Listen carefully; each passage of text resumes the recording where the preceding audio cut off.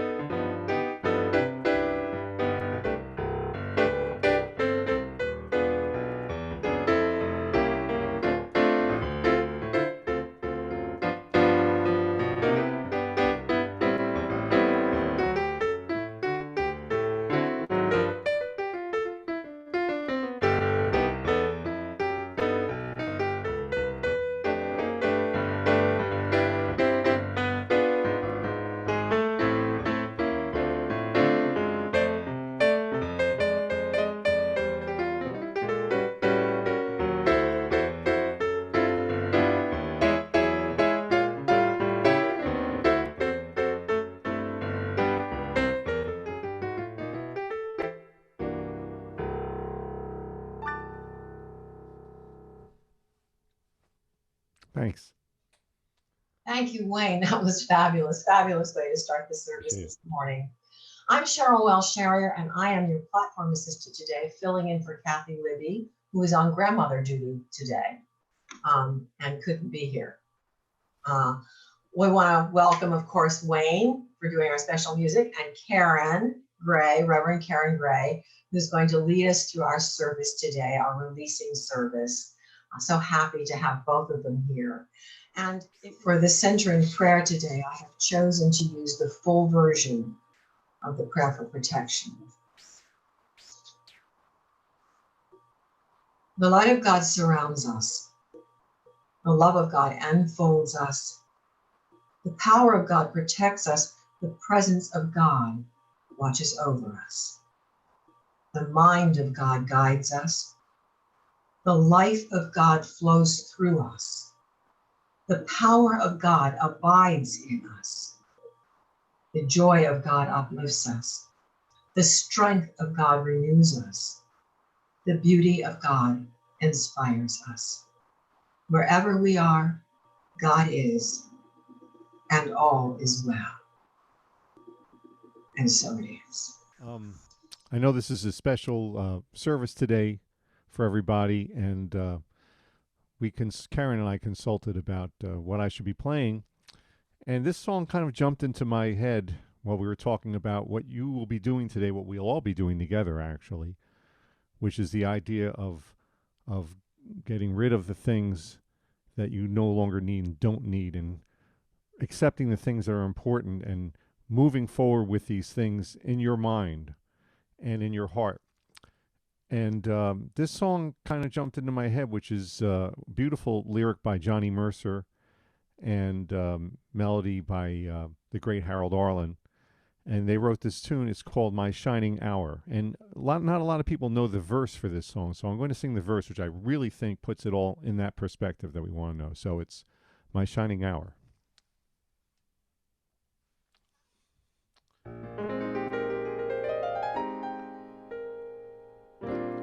This moment, this minute, and each second in it will leave a glow upon the sky. And as time goes by, it will never die.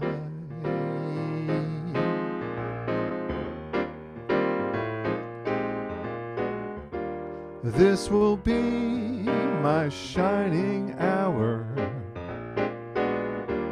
calm and happy and bright.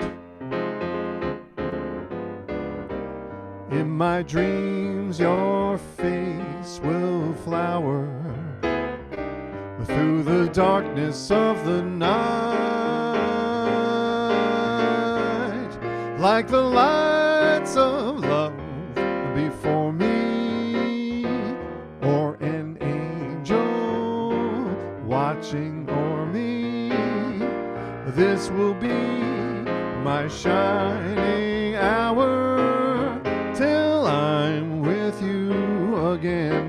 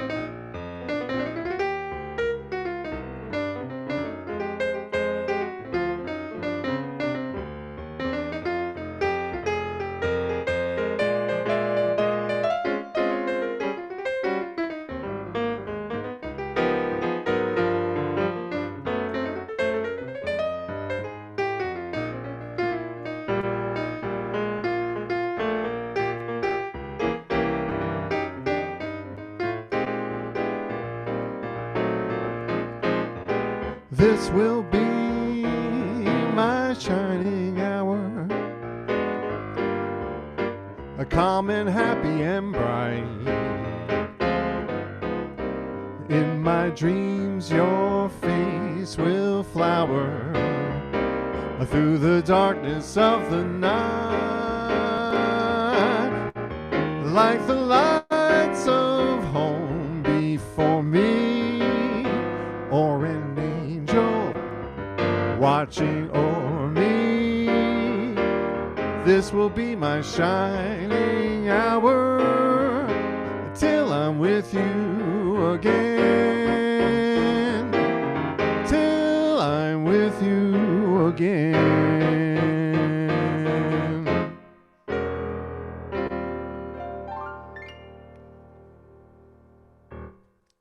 Thank you so much. Thanks for having me again. I love being here.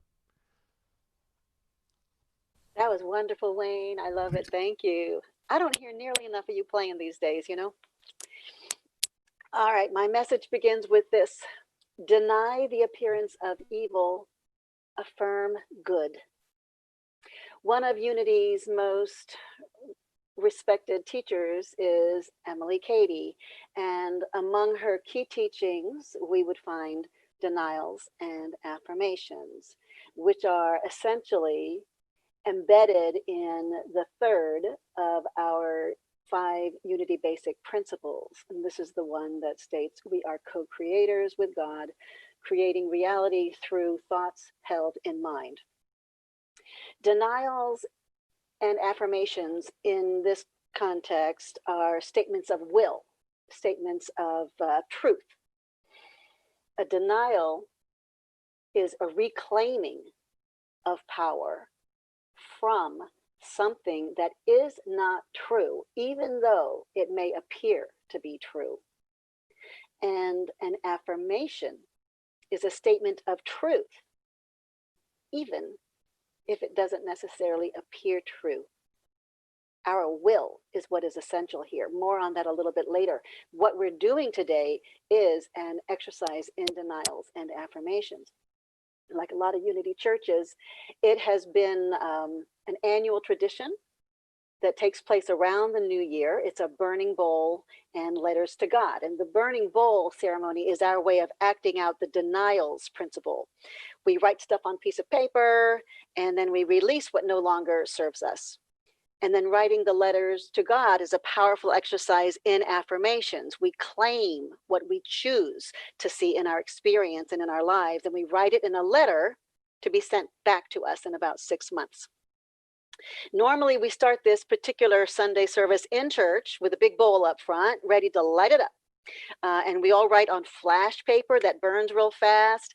And this year is different. We didn't really want to have a lot of flames going up all over town. So the clever folks at Unity and our leadership, Kaywood, the board of trustees, came up with a wonderful alternative, and it's dissolving paper. And it just dissolves instantly when you put it in water. So I believe that most of us received a package of materials. If you didn't, that's okay. But I do want to just kind of walk through what's in there. There is a little piece of paper, the dissolving paper.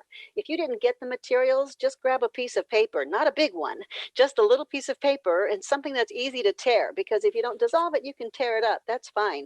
The principle is what matters, not the action, right? Not the activity. It's representative. There's more in that package. We'll go over that when we get to the letters to God. We are, of course, a metaphysical school, and I found it amusing when I realized that we do feel an attachment to this absolutely physical ritual of burning the writing, and it feels like, but we got to do this. So we found a modification, and but again, it's the principle that matters much more than the ritual. So what we're going to do is you do need to have a little piece of paper and some kind of container, a bowl or something of water. I'm using a vase of water, and I'm being very careful, you'll be happy to know, to not confuse it with my glass of water, because I don't want to release any nonsense and then drink it. So this is the vase, okay? And so have something, some kind of glass of water that or bowl of water that you're not going to drink. Now, the other day, I heard an interesting conversation. I was listening to a years-old episode of a podcast called Discovering Eric Butterworth. And there are these 2 Unity ministers, Tom Thorpe and somebody named like Michael Maddie or something like that. And they were talking about a bit of scripture that's in Matthew and also in Mark, where it is attributed to Jesus, the teaching, if your right hand causes you to stumble, cut it off and toss it away. If your right eye causes you to stumble, pluck it out and cast it away. And of course, they were lamenting that sometimes these teachings are taken literally, sometimes used as horrifically brutal punishments. Just another case where taking the Bible literally can lead to problems. So as these guys were explaining the directive to cut off your hand and cast it aside, if it's what's causing you trouble, what it means is get rid of anything, whatever it is, that does not support your higher self, that does not support your pure being. Now, would that really be your hand? I don't think so. But it might be a fear, a limiting thought. It might be a limiting circumstance, an unsupportive relationship, a non-productive habit. These are the things that we are to bless and then release. We don't curse them and release them. We don't do it like good riddance. We just bless because it's part of our experience, part of our God-given experience, but we can choose to release it. So in a few minutes, we'll take a bit to write down the key things that we're ready to release as we go into the new year, things that we're ready to be done with. Now, here's how beautiful this concept can be. You may have heard it said about Michelangelo, that when he was describing the process of creating his work of art, the statue of David, he said, all I did was find it within the slab of marble. It was already there, the thing of beauty. I just chipped away all the extra marble. But he said it with an Italian accent. So here's what this release is. You are that thing of beauty. You are that work of art, a divinely inspired and divinely created masterpiece. And if there's any excess marble or other gunk attached to you and your life, let's just gently chip it away and find the true beauty. Let's release anything that is extraneous to your perfect expression of who you truly are. All right? I'd like you to please take your little piece of dissolving paper or whatever piece of paper you're using for this purpose, and I'm going to be doing it at the same time. Wayne is going to support us by playing some pretty music. But Wayne, if you've got stuff to release, we don't really need the music. You can write down stuff to release too, actually. Okay? You can play along. Yeah. So let's just take a few minutes. I'm going to do mine, but I'm going to be kind of scanning the scene of my Zoom screen here to give us all a few minutes, but then we'll come back together when it's time to dissolve them, and we'll do that together as a moment of togetherness. Okay, here we go.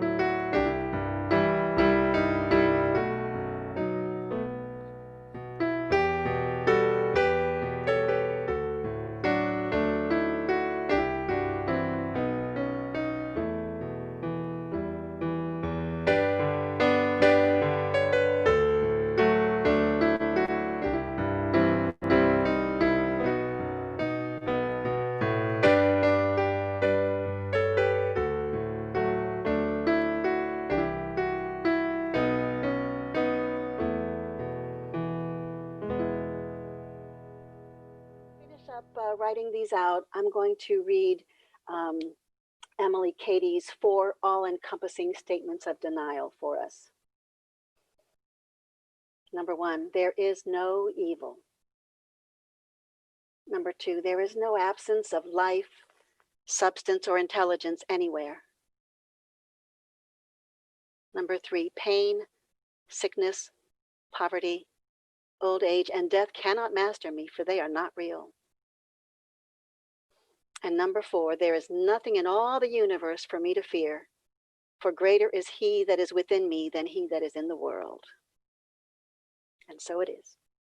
That was very effective. Let's dissolve our denials. Sorry, let's do that first. Step back. Okay. Thanks, Joan. So either dissolve it or shred it, whatever you're doing. Let's do it.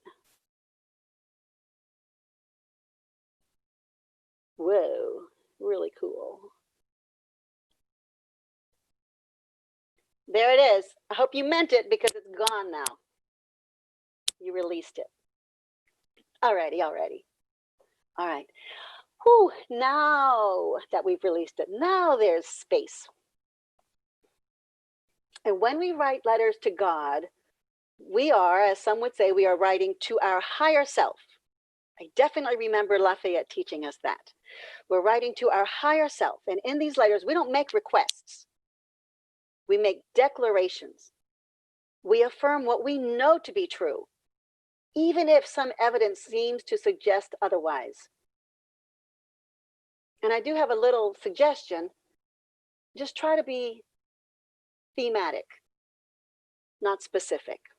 For example, rather than say, I affirm that my raise will be approved, we affirm abundance flows easily and constantly in my life. Or I keep receiving all the money that I need. It's best to not be too specific. As Reverend Jim Webb says, don't tie God's hands. We don't always know the mechanism of our prosperity. We don't know the mechanism of our health and vigor. We don't know the mechanism of our best possible life. There's another route to a peaceful heart, another way to a peaceful world. Choose that great experience you want and let it come to you in whatever way it will. We want to do as God instructed Abraham, lift our eyes up. Lift our eyes up so we can see more. The more we see, the more we will affirm, the more we will receive, and the more we will experience. And Emily Cady tells us, don't just go for the loaves and fishes of affirmations. So we all know the story about the loaves and fishes and how what seemed to be not nearly enough expanded until it was an abundant supply. That's nice, right?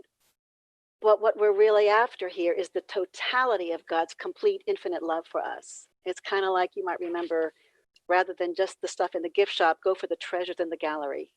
What is really God's offering to us? Not the loaves and fishes. Don't just stick with that. We want everything. And I want to say, let's think about it this way.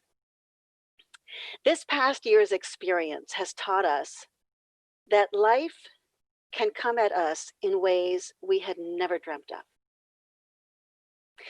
So let's think bigger. Let's let this year of catastrophe remind us that life knows no boundaries. Let's have that realization shatter the usual confines of our imagination and think bigger, bigger, bigger. When we got together for our ceremony a year ago, nobody said, well, I think that this year there will be a pandemic and all the schools and all the businesses will close down. That would have been ridiculous. That would have been outrageous, outrageously harsh. And yet here we are. So we know that the outrageous can happen. So be outrageous in your affirmation. Be outrageous in a positive direction. Don't think, well, I've never seen that or thought of it before, so it couldn't possibly happen. Why be limited? This year has taught us all kinds of things can happen. So get crazy. Affirm something crazy good. Crazy. The kind of thing where you would say, this really, really wonderful thing happened. And people would say, no, that can't be right. Because this kind of thing has been happening to us. It's just been hard lately. Where people would say, no, that's got to be out of a movie. Right? So outrageous affirmations. My friend, Reverend Cynthia Tootle, leads a Wednesday evening meditation that I often attend, Reverend Cynthia, and she sometimes leads us in saying outrageous affirmations. Just get crazy. Break those limitations. Break those boundaries of imagination. All right? Claim as much of it as you want. There is one presence, the omnipresence, the omnipresence, the omnipresence. That's everything. All right, so there's the administrative part to what we're doing. All right, so if you got this in your package, then you'll see everything that I'm showing you. Otherwise, just put it on a piece of paper. And what we're going to do is we're going to write on this piece of paper to our higher self, the divine wisdom, the source of divine wisdom, to God. We're writing on this what we affirm for the coming year in our experience. We place that in the little envelope and address it to yourself and put a little stamp on it, especially if you have a stamp with a heart on it, okay? Then, after you've written the note and put it in here and addressed it to yourself, you're going to then place that little envelope in the bigger envelope that is addressed to Unity Center DC. Mail it to Unity Center DC, and in about 6 months, the Unity elves will take it and put it back in the mail and send you the letter that you wrote, all right? All right, let's take a few minutes and write our letters to God. What do you affirm for the coming year?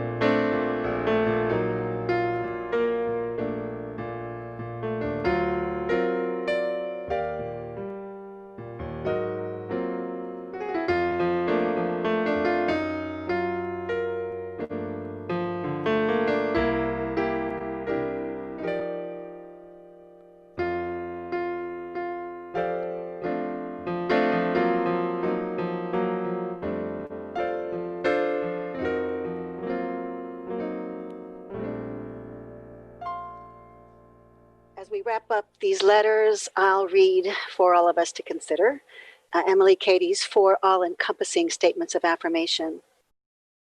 Number 1, God is life, love, intelligence, substance, omnipotence, omniscience, omnipresence. Number 2, I am a child or manifestation of God, and every moment His life, love, wisdom, power flow into and through me. I am one with God and am governed by His law. 3, I am spirit, perfect, holy, harmonious. Nothing can hurt me or make me sick or afraid, for spirit is God, and God cannot be sick or hurt or afraid. I manifest my real self through this body now. And number 4, spirit works with me to will and to do what is mine to do, and spirit cannot fail.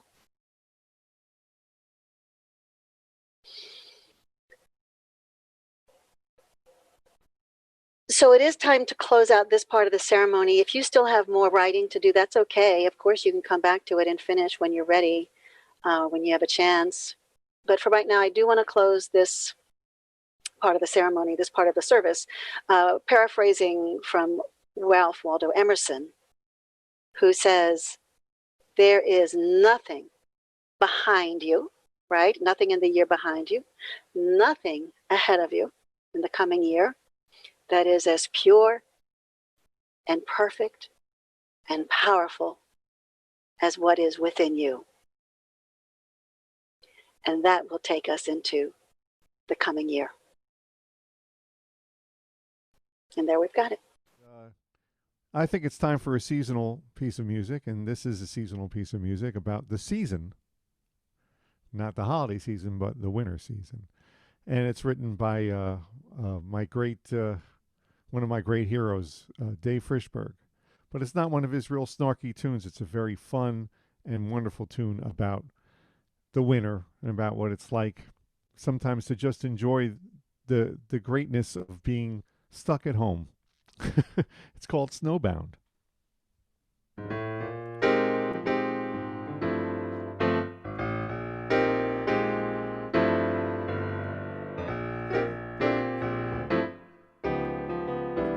The north winds blow, it's a 12 below. Streets like ice, ain't it nice to be snowbound? No place to go, hip deep in snow. We're alright, tucked in tight, 'cause we're snowbound. Yeah, we're snowbound. The bad news is the weatherman says more bad weather. Snowbound. The good news is that here we are socked in together. The corn is popped. The clock has stopped. What a storm, what a sight. We'll keep warm through the night, 'cause we're snowbound, snowbound, snowbound, snowbound.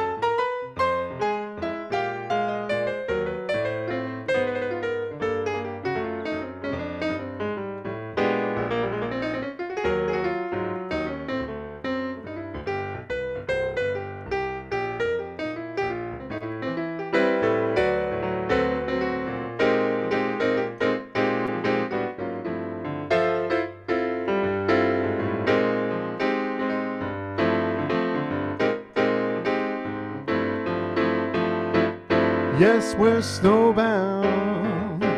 The bad news is the weatherman says more bad weather. Snowbound. The good news is that here we are socked in together. The corn is popped. The clock has stopped. Pass the wine, light the fire.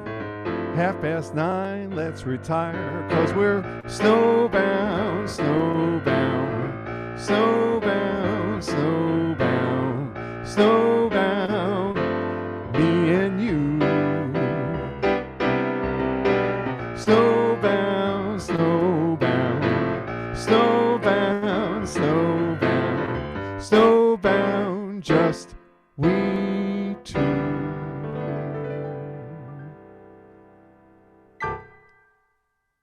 Thanks. Thank you, Wayne, and thank you, Karen. Thank you so much. It was such a wonderful service, full of thoughtfulness and contemplation and a lot of joy. Thank you.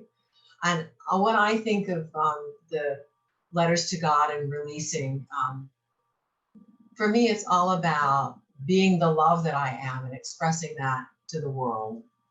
And the closing prayer that I've chosen is something from Thich Nhat Hanh. When you say something like "I love you" with your whole being, not just with your mouth or your intellect, it can transform the world. Because we are interconnected, when we awaken love in ourselves and express it, our love changes the world around us. The hearts of those we touch are opened, and they in turn touch the hearts of others. Love is the basic nature, the goodness of all beings waiting to manifest. Whether we offer love in silent prayer or aloud, we are helping love to flower in all beings everywhere. This expression of our deepest nature is the living power of loving kindness. As the Buddha said, it flows, it shines, it blazes forth. And so it is.